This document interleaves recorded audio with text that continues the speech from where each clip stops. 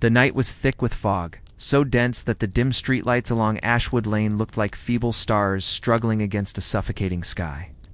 Emily Clarke, clutching her coat tightly, stepped onto the cracked pavement, her breath forming small clouds in the cold air. She had always been drawn to abandoned places, a fascination her friends often called morbid curiosity.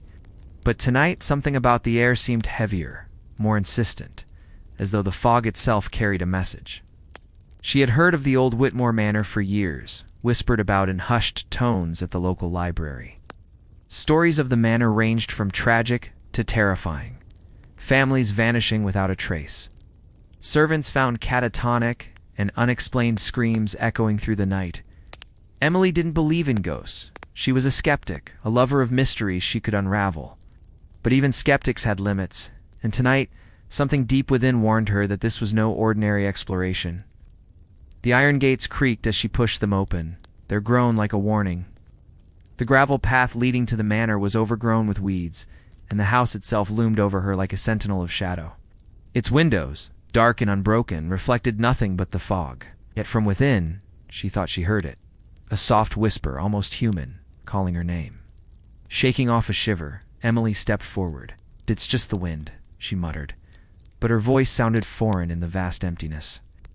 The front door was ajar, swinging slightly with each gust of wind. Pushing it open, she entered the manor.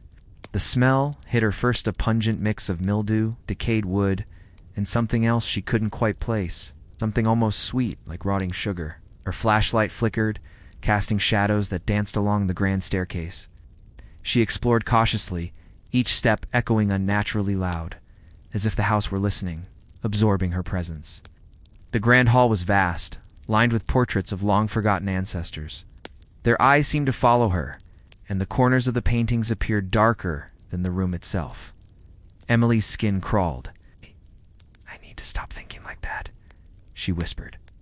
She moved to the library, a room she had read about in old newspaper archives, a room said to hold journals, letters, and diaries of the Whitmore family. As she ran her fingers along the spines of books, one journal caught her attention.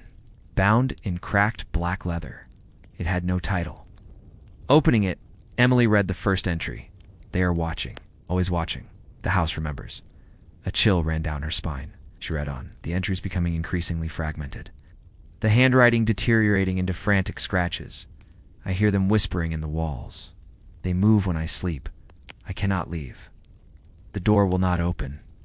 They are patient." Emily's flashlight flickered again. The room grew colder, the shadows stretching unnaturally along the walls. Then she heard it, a faint, almost melodic whisper. "Emily." Her heart pounded. She spun around, but the room was empty.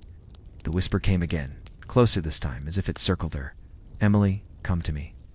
Panic clawed at her throat. She backed toward the door, but it slammed shut with a deafening crash. Her flashlight went out, plunging her into darkness. She fumbled with it, finally managing a weak beam. The room looked the same, yet different. The shadows seemed to move against the light, forming shapes that were almost human, almost alive. And in the corner, just at the edge of her vision, she saw it. A figure, tall and thin, draped in tattered black fabric, face obscured, watching. Emily froze. The figure moved with unnatural smoothness, gliding across the floor, and she realized with a sickening certainty that it made no sound. Her instincts screamed at her to run, but her legs refused. The figure raised an arm, or at least, what seemed like an armband pointed to the fireplace. Emily's gaze followed the gesture.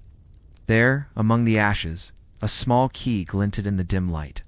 Trembling, she picked it up, though her mind screamed that she shouldn't. The figure disappeared.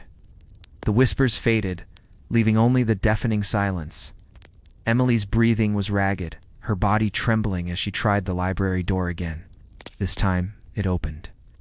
She ran down the corridor, past peeling wallpaper and broken chandeliers, toward the basement door she had noticed earlier. The key fit perfectly. The door creaked open, revealing a staircase descending into darkness. A foul stench emanated from below, thicker than anything she had smelled in the house. Her flashlight illuminated stone walls slick with moisture. The whispers returned, louder now, overlapping voices in a cacophony of pain, fear, and longing. Emily, join us, forever. She descended each step, a battle against the rising panic. At the bottom, she found a large chamber, the walls carved with strange symbols, glowing faintly in the darkness. In the center, a pentagram was etched into the floor, surrounded by dozens of small, human-like figures in wax, each with a face eerily similar to someone she knew. Emily's mind reeled. The journal's warnings came flooding back. The house remembers, the house traps. She had stepped into something far beyond a simple haunting. Something alive. A cold hand grabbed her shoulder. She screamed and spun around. The figure was there, closer, its face still hidden, its presence pressing against her like a physical weight. Do not leave. Summoning every ounce of courage, Emily slammed the key into the pentagram at the center. The floor shuddered violently, a high-pitched wail filling the chamber. And shadows screamed around her, swirling like a storm of black smoke. She covered her ears, closing her eyes. When she opened them, the figure was gone. The wax figures melted into puddles of black ooze. The house groaned, the walls quivering, and the ceiling cracked. Emily ran up the stairs, bursting into the night air. The fog had lifted slightly, revealing the moon, pale and watchful. Behind her, the manor seemed to sigh, settling back into silence. She didn't stop running until she reached the street, her legs weak, lungs burning. Ashwood Lane was empty, as if the house itself had erased her path. Emily never returned, never spoke of what happened that night. But sometimes when the fog rolls in thick and the wind carries a strange melodic whisper, she hears it again. Emily, we are waiting.